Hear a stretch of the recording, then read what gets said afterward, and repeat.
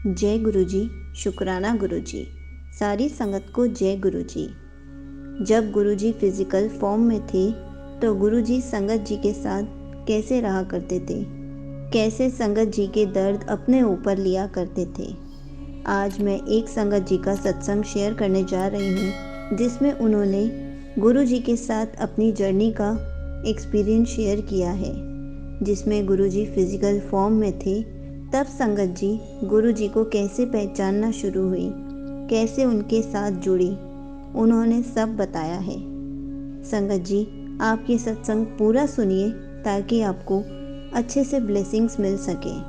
आपको आपके क्वेश्चंस के बहुत सारे आंसर्स मिलेंगे इस सत्संग से।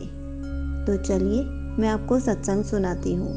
इन संगत जी की जर्नी शुरू हुई थी 1982 में और ये बहुत छोटी थी उस टाइम। जब वो गुरुजी से मिली तब वो ऐसे नहीं थे जैसे कि हम लोग आज जानते हैं। गुरुजी सफारी सूट पहनते थे, पैंट शर्ट पहनते थे और गुरुजी के हेयर्स भी थे। गुरुजी इकोनॉमिक्स के प्रोफेसर थे जलंधर में। वो जलंधर में पढ़ाते थे। गुरुजी हमेशा वाइट शूज़ पहनते थे। तो संगत जी गुरुजी से हमेशा मजाक में कहती थी, गुरुजी वाइट शूज़ मत पहना करो सफारी के साथ वाइट शूज़ अच्छे नहीं लगते। गुरुजी आप जितेंद्र की तरह लगते हो। तो गुरुजी हंस देते थे कि अच्छा, मैं अच्छा नहीं लगता तो चल फिर, आगे तो नहीं पाऊंगा। संगत जी ऐसे ही मजाक में उनसे बोला करती थी क्योंकि तब नहीं पता था गुरुजी क्या है, पर आज सबको पता है गुरुजी क्या है, कौन है। अगर संगत जी को पता होता कि गुरुजी कौन है तो उनकी कभी हिम्मत ही नहीं होती कि उनकी तरफ आंख भी उठाकर देखें। लेकिन उस टाइम संगत जी बच्ची थी और उन्हें गुरुजी के बारे में कुछ भी नहीं पता था।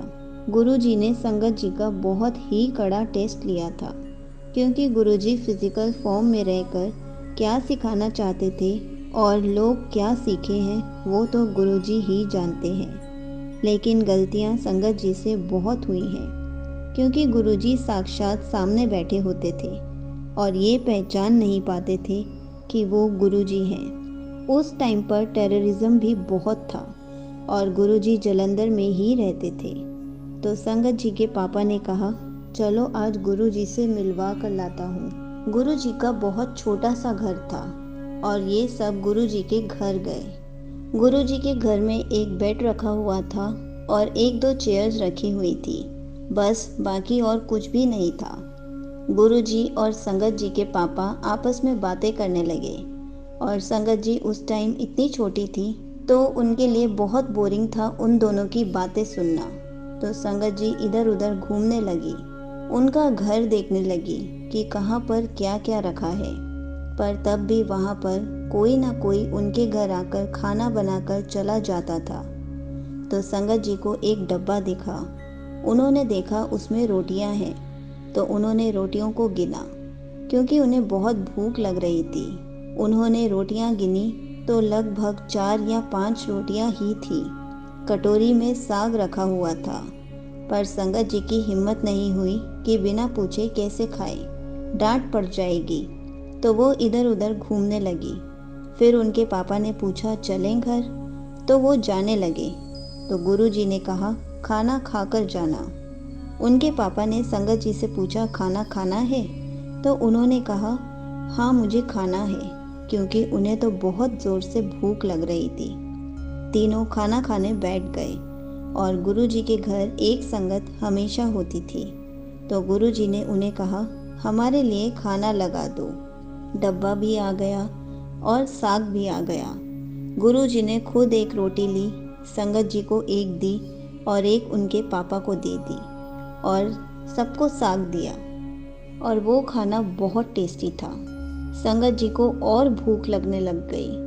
संगत जी को पता था कि डब्बे में सिर्फ 5 ही रोटी है और गुरुजी ने संगत जी से पूछा और रोटी चाहिए?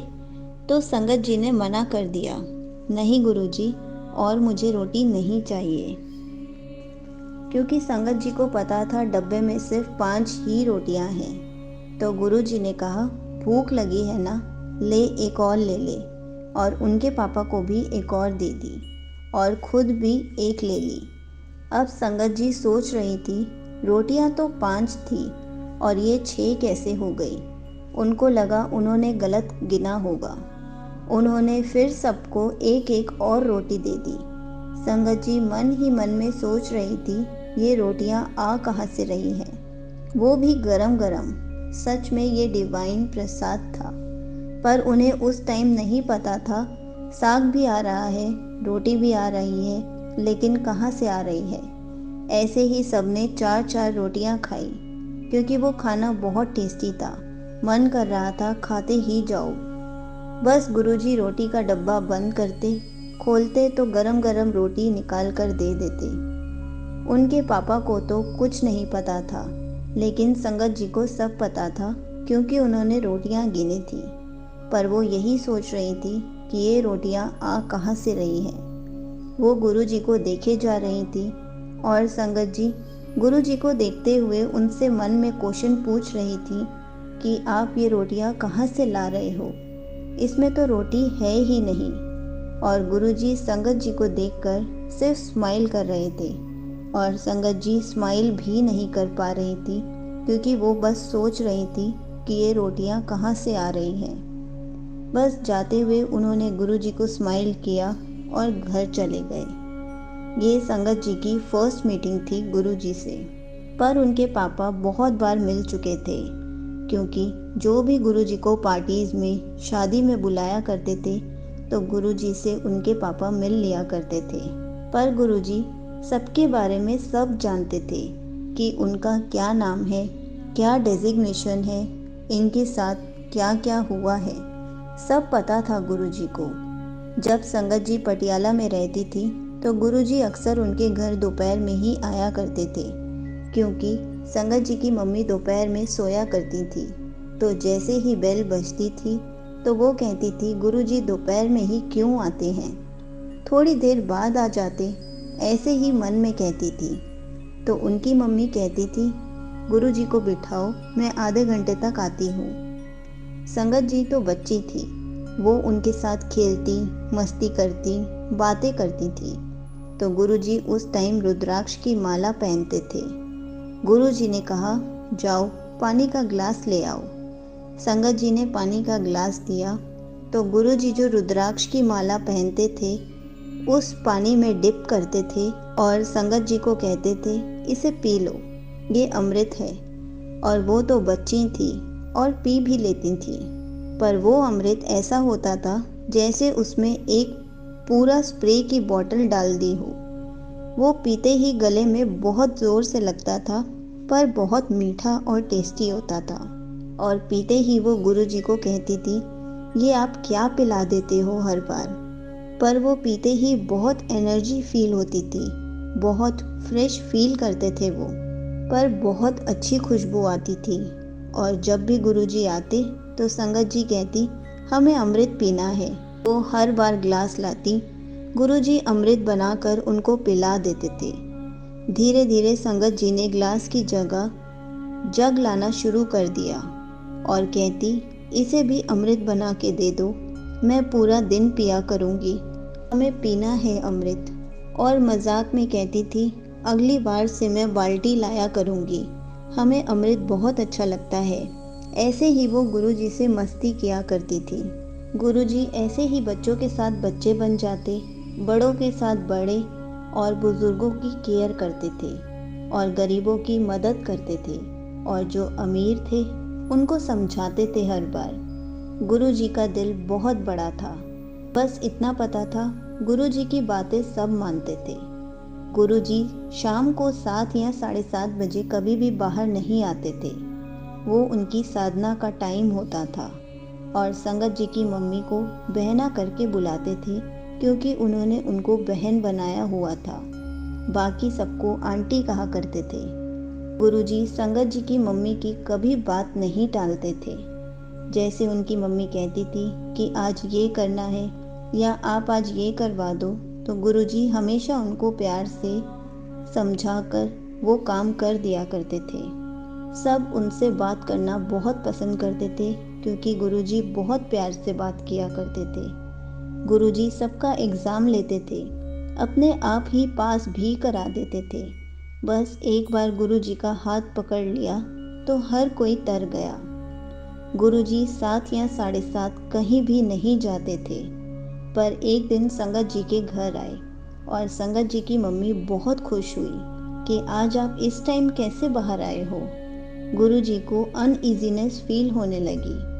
संगत जी की मम्मी ने पूछा, आप ठीक हो?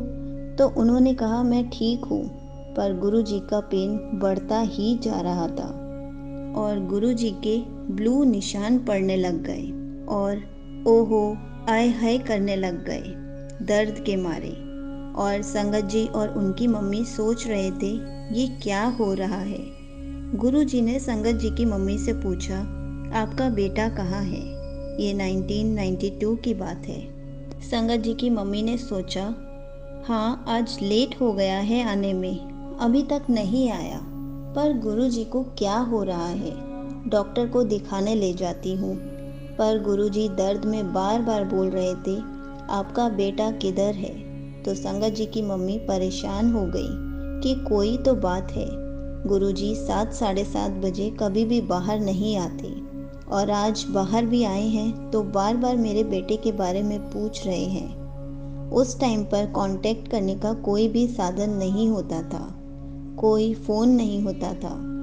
गुरुजी ने फिर भी बोला, अपने बेटे के बारे में पता लगाओ। गुरुजी बार बार कह रहे थे, जाओ बेटे को लेकर आओ, जल्दी जाओ।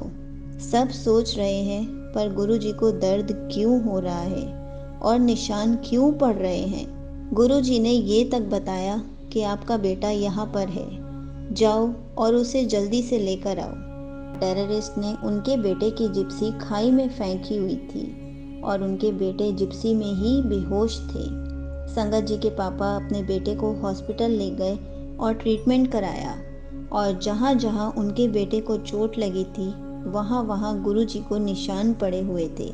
सारा दर्द गुरुजी ने उनके बेटे का अपने ऊपर ले लिया और जैसे ही उनके बेटे का ट्रीटमेंट हुआ गुरुजी का दर्द ठीक हो गया और उन्होंने संगत जी की मम्मी को कहा, टेंशन मत ले, अपना काम कर। उन्होंने ये तक नहीं कहा कि हॉस्पिटल जा, क्योंकि उनको पता था कि उनका बेटा ठीक हो गया है, अब दर्द नहीं है उसे। इसलिए उन्होंने कहा, जा अपने घर का काम निपटा ले, अब सब ठीक हो गया है। और आप यकीन नहीं मानोगे, जहाँ जहाँ उनके बेटे को चोट लगी थी वहाँ वहाँ गुरुजी के निशान पड़े थे। गुरुजी ने सारा दर्द अपने ऊपर ले लिया था और उनके बेटे को बिल्कुल भी पेन नहीं था। गुरुजी ऐसे ही अपने ऊपर कष्ट लेते हैं, दर्द लेते हैं। एक माँ बाप ही हैं जो भगवान से अपनी तकलीफ़ें दूर करने के लिए मांगते हैं, पर गुरुजी तो अपनी संगत के कष्ट अपने ऊपर ले लेते हैं। गुरुजी बिल्कुल अलग हैं, सबके कष्ट बिना उफ किए अपने ऊपर ले लेते हैं और हम तब भी उन्हें कोसते रहते हैं। संगत जी के पापा को घंटों अपने पास बिठाए रखते थे, कभी ऐसा नहीं बोलते थे कि वहाँ मत जाओ, वहाँ पर बॉम्ब फूटने वाला है। हमेशा ऐसे ही बिठाते थे कि अगर आए हो बैठो, लंगर खा के जाना। और जब कुछ टाइम में पता चलता था कि वहाँ पे बॉम्ब फटा है तो बाद में पता चलता था गुरुजी ने क्यों रोक कर रखा है। अगर गुरुजी पहले बता दें कि आप जहाँ जाने वाले हो वहाँ पे बॉम्ब ब्लास्ट होगा तो फिर संगत हमेशा परेशान बैठेगी या फिर डर के मारे बैठेगी। इसलिए गुरुजी अपने पास बिठा लिया करते थे, जाने ही नहीं देते थे। उनका कष्ट मंदिर में बिठा के ही कटवा देते थे और संगत बाद में बहुत शुक्राना करती थी, गुरुजी आपने एक अनहोनी होने से बचा लिया, आपने मुझे यहीं पर बिठाए रखा। बहुत टाइम बाद समझ आता था कि गुरुजी ने मंदिर में क्यों बिठा के रखा हुआ है। गुरुजी की संगत दिन बर दिन बढ़ती ही जा रही थी और सारे गांव में यही सोचते थे कि हमारे गुरुजी इतनी संगत बनाते जा रहे हैं, गुरुजी का कितना बोलबाला हो रहा है, हमारे गुरुजी को हर कोई मानने लग गया है। गुरुजी हमेशा क्यों कहते थे मांगो नहीं मनो। इसको मैं एक कहानी से आपको अच्छे से समझाती हूँ। संगत जी, एक करोड़पति था, बहुत ही मुश्किल में था। उसको करोड़ों का घाटा लगा हुआ था और सारे जीवन की मेहनत डूबने लगी थी। वो कभी मंदिर भी नहीं गया था, कभी उसने प्रार्थना तक नहीं की थी। उसे फुर्सत ही नहीं थी प्रार्थना करने की। पूजा के लिए उसने पुजारी रखे हुए थे। उस करोड़पति ने बहुत सारे मंदिर भी बनवाए हुए थे, जहाँ पुजारी उसकी नियमित रूप से पूजा कर दिया करते थे। लेकिन आज इस दुख की घड़ी में हाथ कांपते हुए वो मंदिर गया। सुबह जल्दी उठकर गया ताकि सबसे पहले दर्शन वही कर सके, सबसे पहली प्रार्थना वही कर सके, ताकि कोई और प्रार्थना ना करे, परमात्मा का मन खराब ना करे। तो वो सबसे पहले मंदिर गया। पर वो ये देखकर बहुत हैरान हुआ कि गांव का एक भिखारी पहले ही वहां मंदिर पहुंचा हुआ था। वहां बहुत अंधेरा था। वो उसके पीछे खड़ा होकर सोचने लगा, ये क्या मांगेगा? मेरे पास तो मुसीबतें हैं। भिखारी के पास क्या ही मुसीबतें होंगी। और भिखारी सोचता है, मुसीबतें तो मेरे पास है, धनी आदमी के पास क्या ही मुसीबतें होंगी। लेकिन उसने सुना कि भिखारी ने कहा, हे परमात्मा, अगर आज मुझे 5 रुपए नहीं मिले तो मेरा जीवन आज नष्ट हो जाएगा। मेरी पत्नी बीमार है और दवा के लिए 5 रुपए भी नहीं है। मेरे लिए 5 रुपए होना बहुत ज़रूरी है। मेरा जीवन संकट में है। अमीर आदमी ने सुना कि ये चुप ही नहीं हो रहा है और प्रार्थना करे जा रहा है, तो अमीर आदमी ने अपनी पॉकेट से 5 रुपए निकाल कर दे दिए और कहा, जा ले ये 5 रुपए, जल्दी जाकर अपनी पत्नी का इलाज करा। और अमीर आदमी ने प्रभु से कहा, प्रभु अब आप मेरी सुनिए, इस भिखारी की तो यही आदत है। प्रभु मुझे 5 करोड़ की ज़रूरत है। भगवान मुस्कुराए और बोले, एक छोटे भिखारी से तो तूने मुझे छुटकारा दिला दिया, लेकिन तुझसे छुटकारा पाने के लिए तो मुझे तेरे से भी बड़ा भिखारी ढूंढना पड़ेगा। तुम सब लोग कुछ ना कुछ मांगने ही आते हो, कभी मेरी ज़रूरत का भी ख्याल आया है? धनी आदमी आश्चर्यचकित हुआ और बोला, प्रभु आपको क्या चाहिए? भगवान बोले, मैं प्यार का भूखा हूँ, निस्वार्थ प्रेम और भक्ति। कभी इस भाव से मेरे पास आओ तो तुम्हें कभी कुछ मांगना ही नहीं पड़ेगा। इसलिए संगत जी, गुरु जी को अपने भक्तों की सिर्फ भक्ति ही चाहिए होती है। ये भक्ति तो गुरु जी के प्रति परम प्रेम के रूप में होगी। भक्ति तो प्रेम को न्यौछावर करने में है, कुछ हासिल करने में नहीं। इसलिए भक्ति की चेष्टा कुछ देने की होती है, लेने की नहीं। इसलिए संगत जी, हमें पूर्ण रूप से गुरु जी के प्रति प्रेम दर्शाना चाहिए, उनसे कुछ मांगना नहीं चाहिए। वो हमारे परम पिता हैं। वो हमसे ज़्यादा हमारी चाहत को जानते हैं, हमारी ज़रूरत को जानते हैं। इसलिए गुरु जी पर पूरी श्रद्धा बरसाते हुए, पूरी आस्था रखते हुए अपने आप को पूर्ण समर्पण कर देना चाहिए कि गुरु जी, हमने अपने आप को समर्पण कर दिया। बाकी आप जानो आपको क्या सही लगता है और क्या गलत। अगर आपको गुरु जी से रिलेटेड कुछ भी पूछना है तो आप कमेंट्स में पूछ सकते हैं। मैं उसका आंसर कमेंट में रिप्लाई करके या फिर वीडियो बनाकर ज़रूर दूंगी। जय गुरु जी, शुक्राना गुरु जी।